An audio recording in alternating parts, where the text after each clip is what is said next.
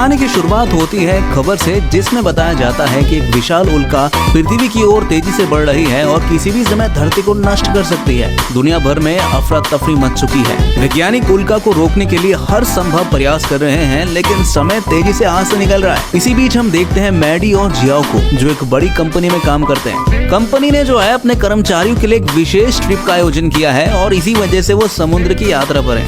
Maddie जो हमेशा से एक साधारण जीवन जीता रहा है, आज बेहद उत्साहित है क्योंकि उसने कई सालों बाद एक लॉटरी खरीदी थी। उसे पूरा भरोसा है कि वो इस बार इसे जरूर जीतेगा। इस उत्साह के बीच सभी कर्मचारी इकट्ठा होते हैं और कंपनी का प्रेसिडेंट खुशी की एक और वजह लेकर आता है। वो घोषणा करता है कि कंपनी के शेयर आसमान छू रहे हैं और इसी के चलते सभी एम्प्लॉय की सैलरी में 10% की बढ़ोतरी की जा रही है। इस घोषणा से सभी कर्मचारी यानी एम्प्लॉय खुश हो जाते हैं। हालांकि इस खुशी के माहौल के बीच मैडी का उत्साह कुछ अलग स्तर पर है। असल में उसने उस लॉटरी टिकट पर 60 मिलियन युआन जीत लिए हैं, लेकिन ये खबर अभी वो किसी को देता नहीं है। खुशी के मारे मैडी नाचने कूदने लगता है। सभी को लगता है कि वो सैलरी बढ़ने से इतना खुश है कि नाच रहा है, लेकिन सच्चाई ये है कि वो अब करोड़पति बन चुका है। अचानक समुद्र में एक भयंकर तूफान आ जाता है। एक विशाल लहर उनकी ओर बढ़ने लगती है जो एक कार्गो शिप को अपने साथ लेकर आ रही थी। सभी ये देखकर घबरा जाते हैं। उनकी नाव पानी के नीचे चली जाती है और वहाँ उन्हें एक विशाल व्हेल दिखाई देती है। इस खतरनाक मंजर को देखकर सभी के दिल दहल जाते हैं। लहरें उन्हें अपने साथ अनजान दिशा में ढकेल ले जाती हैं। जब उनकी आंखें खुलती हैं तो वो खुद को एक चट्टान पर पाते हैं। उनकी नाव पूरी तरह से क्रैश हो गई है, जो अब बिल्कुल भी चलने लायक नहीं है। मैडी अपने सबसे कीमती चीज लॉटरी टिकट को चेक करता है और राहत महसूस करता है कि वो सही सलामत है कि नहीं। लेकिन अब उनके सामने एक असली चुनौती है। इस सुनसान जगह पर कैसे जिंदा रहें और वापस घर कैसे लौटे। चट्टान पर पहुंचने के बाद सभी लोग घबराए हुए थे। उनकी तबीयत खराब है, उल्टियां हो रही थी और भूख प्यास से वो परेशान थे। इसी बीच मैडी को एक जानी मानी आवाज सुनाई देती है। ये शीना की आवाज है जो मदद के लिए पुकार रही थी। मैडी बिना समय गवाए उसकी मदद के लिए दौड़ता है। जंगल में उसे शीना दिखाई देती है जिसका पैर एक बड़े पत्थर के नीचे फंसा हुआ है। मैडी पत्थर हटाकर शीना को बाहर निकालता है।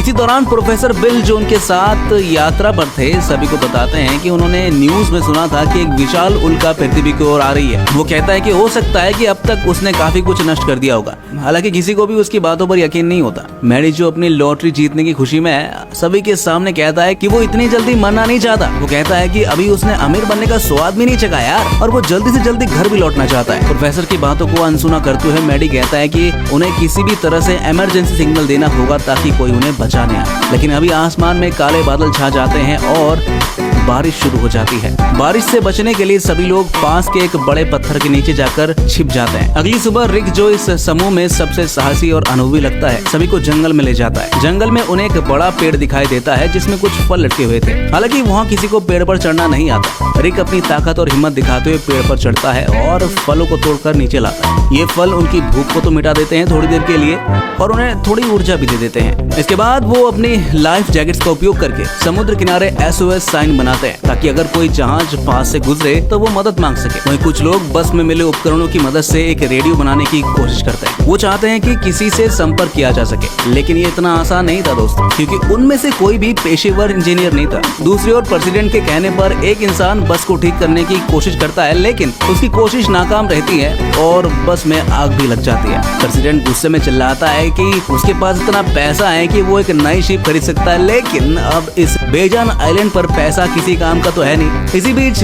रिक समूह को एक बड़ी गुफा में ले जाता है और उसे अस्थायी ठिकाने के रूप में तैयार करता है, यानी टेम्पररी रहने के लिए। वो आग जलाकर गुफा को रहने लायक बनाता है और कहता है कि जब तक मदद नहीं आ जाती वो यहीं रहने वाला। रिक की इस पहल को देखकर समूह के लोग उसे अपना लीडर मानने का फैसला करते हैं। उनका मानना होता है कि रिक के अनुभव और साहस के कारण वो अभी तक जिंदा है। रिक अपने नेतृत्व यानी कि लीडरशिप का लाभ उठाते हुए सभी को काम पर लगा देता है। वो सभी को 3 टीमों में बांट देता है। एक टीम खाना पकाएगी, दूसरी पानी लाएगी और तीसरी जंगल से खाना इकट्ठा करेगी। शुरुआत में ये व्यवस्था सभी को उचित लगती है, लेकिन धीरे धीरे रिक अपनी लीडरशिप का दुरुपयोग करने लगता है। वो अपने आदेशों को कठोरता से लागू करता है और किसी भी गलती पर सख्त सजा देने की धमकी भी देता है। मैडी जो हमेशा नियमों से बंधा नहीं रहना चाहता, रिक के आदेशों को नजरअंदाज करते हुए अकेले जंगल में चला जाता है। ये देखकर रिक गुस्से से आग बबूला हो जाता है और उसे सबक सिखाने की ठान लेता है। वो मैडी को पकड़कर पेड़ से उल्टा लटका देता है और बाकी समूह को चेतावनी देता है कि अगर किसी ने उसके नियमों का उल्लंघन किया तो उसे भी इसी तरह सजा मिलेगी। जियाओ जो अपने भाई की इस हालत से परेशान है, रात को चुपके से मैडी को पेड़ से उतारता है। दोनों भाई इस तानाशाही से तंग आ चुके थे और फैसला करते हैं कि वो इस जंगल से निकलने की कोशिश करेंगे। उन्होंने पहले से एक छोटी सी राफ्ट बनाई थी और अगले दिन सुबह इसे इस्तेमाल करके भागने की योजना बनाते हैं। सुबह होते ही मैडी शीना से कहता है कि वो भी उनके साथ चले, लेकिन शीना मना कर देती है। वो उसे समझाने की कोशिश करती है कि इतनी छोटी नाव में समुद्र पार करना पॉसिबल तो है नहीं और साथ ही साथ ये खतरनाक भी हो सकता है। मैडी अपने भावनाओं को छिपा नहीं पाता और कहता है कि उसने ये लॉटरी टिकट सिर्फ उसके लिए खरीदी थी ताकि वो दोनों मिलकर एक बेहतरीन जीवन जी सके। शीना उसकी भावनाओं को ठुकरा देती है, जिससे मैडी का दिल टूट जाता है। निराश मैडी अपने भाई के साथ उसी छोटी नाव पर निकल पड़ता है। नाव में बैठे हुए मैडी अपने भाई से कहता है कि उसने अपने बचपन में गरीबी और संघर्ष देखे हैं। वो अब ये सुनिश्चित करना चाहता है कि उसे ऐसी जिंदगी दोबारा ना जीनी पड़े। वो एक ऐशो आराम भरी जिंदगी के सपने देखता है। समुद्र के बीचों बीच उन्हें एक मरा हुआ पोलर बियर दिखाई देता है। ये नजारा उन्हें डराता है और वो सोचने लगते हैं कि शायद पृथ्वी के कई हिस्से जलमग्न हो चुके होंगे, यानी कि जल कर राख हो गए होंगे। हालांकि पोलर बियर का मांस उनके लिए खाने का इंतजाम करता है। वो इसे लेकर वापस गुफा में लौट आते हैं। जब वो मांस लेकर गुफा में आते हैं तो समूह के लोग उसे देखकर खुश हो जाते हैं, लेकिन रिक इस बात से नाराज होता है कि उसने नियम तोड़े। वो मैडी और जियाओ को सजा देता है, उन्हें रात भर जगाकर काम करवाता है और दूसरों को चेतावनी देता है कि अगर किसी ने उसके नियमों का उल्लंघन किया तो उसे भी सजा भुगतनी पड़ेगी। समूह के लोग धीरे धीरे रिक के इस तानाशाही रवैये से नाराज होने लगते हैं। वो महसूस करते हैं कि उनका नेता अब अपनी ताकत का गलत प्रयोग कर रहा है। प्रेसिडेंट जंग, जो इस परिस्थिति से टूट चुका है, अपनी बेटी की तस्वीर देखकर उसे याद करता है। वो अपनी सारी नकदी समुद्र में फेंक देता है क्योंकि अब ये पैसा किसी काम का नहीं रहा। जंग और मैडी के बीच एक अनएक्सपेक्टेड दोस्ती पनपती है। जंग मैडी को समझाता है कि उन्हें इस आइलैंड से बाहर निकलने का रास्ता खोजना होगा। जंग और मैडी गुफा में लौटकर बाकी लोगों को बताते हैं कि पृथ्वी शायद पूरी तरह से नष्ट हो चुकी है। वो कहता है कि हो सकता है कि वो इस धरती पर बचे हुए आखिरी इंसान भी हो। ये सुनकर रिक को बहुत गुस्सा आता है और कहता है कि जो लोग जंग की बातों पर यकीन करते हैं वो उसकी गुफा छोड़ सकते हैं। लोगों के विचार अब अलग अलग हो जाते हैं और समूह दो हिस्सों में बढ़ जाती है। एक गुट जंग और मैडी के साथ होता है, जबकि दूसरा गुट शीना, प्रोफेसर और रिक के साथ रहता है। जंग का गुट चलते चलते एक टूटी हुई शिप तक पहुंचता है। शिप के अंदर उन्हें पेट्रोल, मछली पकड़ने के जाल, बैटरियां और कई अन्य संसाधन मिलते हैं। जंग इस शिप को अपना नया घर बनाने का फैसला करता है। वो समूह को एक नई व्यवस्था का प्रस्ताव देता है। अब से सभी सामानों की खरीदारी एक नई करेंसी से होगी, जिसे आकाश के पत्तों के रूप में इस्तेमाल किया जाएगा। ये व्यवस्था जंग के गुट को ठीक लगती है, लेकिन रिक और उसके साथियों को पसंद नहीं आती। जंग की शक्ति और नियंत्रण देखकर रिक अपने लोगों के साथ शिप छोड़कर चला जाता है। मैडी, जो अभी भी अपने घर लौटने के सपने देख रहा था, जंग को याद दिलाता है कि उनका असली मकसद यहाँ नहीं रहना है, बल्कि वापस लौटना है। हालांकि जंग अब अपनी असली मंशा दिखाता है।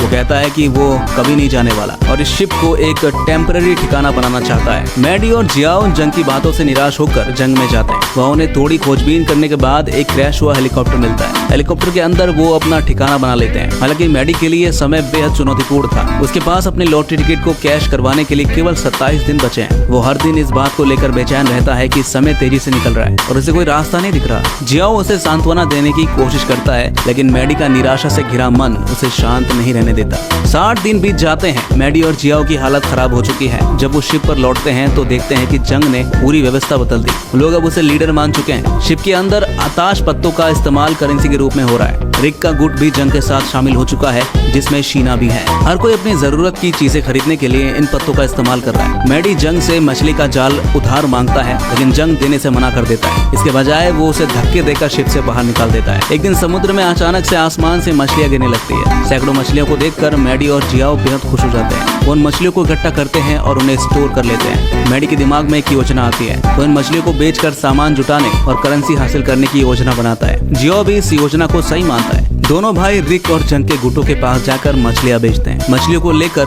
दोनों गुटों में होड़ मच जाती है। इस तरह मैडी और जियाओ धीरे धीरे अपने व्यापार से मजबूत होने लगते हैं। मछलियों की बिक्री से हुए लाभ ने मैडी और जियाओ को मजबूत बना दिया है। अब लोग उन्हें लीडर मानने लगते हैं। समूह में उनकी लोकप्रियता बढ़ने लगती है। मैडी सुझाव देता है कि उन्हें अब एक नए आइलैंड की खोज करनी चाहिए जहाँ इंसान हो और उनसे मदद मिल सके, लेकिन जंग इस बात को सिरे से खारिज कर देता है। वो कहता है कि यह धरती का आखिरी हिस्सा हो सकता है। इस दौरान मैडी और जियाओ ने अपनी बस को ठीक करने और उससे जुड़ी लाइट बनाने की योजना बनाई। वो पेट्रोल, बैटरियां और बाकी संसाधनों का उपयोग करके इस योजना को सफल बनाते हैं। लाइट जलाने से शिप पर रहने वाले लोग खुश हो जाते हैं और मैडी को अपना लीडर मानने लगते हैं। एक रात दोनों भाइयों को समुद्र से गुजरते एक शिप की आवाज सुनाई देती है। रिक इसे देखकर बेहद खुश होता है और सभी को बताना चाहता है, लेकिन मैडी और जियाओ इस खबर को छिपाने की कोशिश करते हैं। उनका मानना है कि यदि लोग शिप पर लौट गए तो वो दोबारा अपनी पुरानी गरीबी भरी जिंदगी में चले जाएंगे। मैडी और जियाओ शिप पर अफवाह फैलाने लगते हैं कि रिक पागल हो गया है। लोग रिक की बातों पर यकीन करना बंद कर देते हैं और उसे बुरी तरह बुली करने लगते हैं। ये देखकर रिक का मानसिक संतुलन बिगड़ जाता है। जियाओ प्रेसिडेंट जंग को उसकी बेटे की वीडियो डिलीट करने की धमकी देकर उसकी सारी संपत्ति अपने नाम करवा लेता है। इसके बाद वो मैडी को बताता है कि उन्हें शिप के फ्यूल पाइप और इंजन को निकाल कर वहाँ से निकल जाना चाहिए। ये प्लान सुनकर मैडी परेशान हो जाता है। मैडी जियाओ से कहता है कि ये योजना केवल स्वार्थ से प्रेरित है और इससे शिप पर रहने वाले बाकी लोगों की जान खतरे में पड़ सकती है। लेकिन जियाओ को केवल अपनी चिंता है। एक दिन शीना और कुछ लोग मैडी को पकड़ लेते हैं और उसे शिप पर ले आते हैं। वहाँ शीना उसे शादी के लिए प्रपोज करती है। हालांकि मैडी सबके बीच अपने